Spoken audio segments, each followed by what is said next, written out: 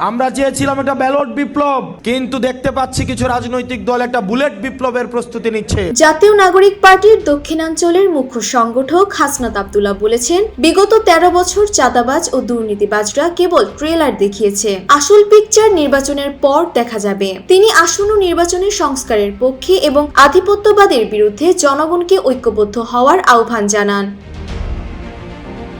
বুধবার বিকেলে শহরের গণতান্ত্রিক সংস্কার জোট আয়োজিত শহীদ ওসমান হাদী হত্যার প্রতিবাদে এক শোক সমাবেশে বিশেষ অতিথির বক্তব্যে তিনি একথা বলেন। তিনি বলেন, আইন শৃঙ্খলা বাহিনীর একাংশ গত 3টি নির্বাচনে তারা রেফারির বদলে খেলোয়াড়ের ভূমিকা নিয়েছিল।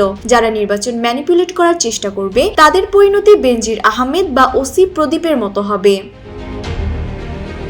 জীবন অবাক না করলে কে করবে? 28% মিল্ক ফ্যাটের অবাক করার সাথে ফ্রেশ মিল্ক পাউডার। জীবন অবাক করুক প্রতিদিন। তিনি আরো বলেন, মধ্যরাতে কন্ট্রোল লটারির মাধ্যমে বিতর্কিত ডিসিএসপি নিয়োগ দেওয়া হয়েছে, যাদের আচরণ সন্দেহজনক। এসব কর্মকর্তাদের বিরুদ্ধে ব্যবস্থা নিতে তিনি নির্বাচন কমিশনের প্রতি অনুরোধ জানান।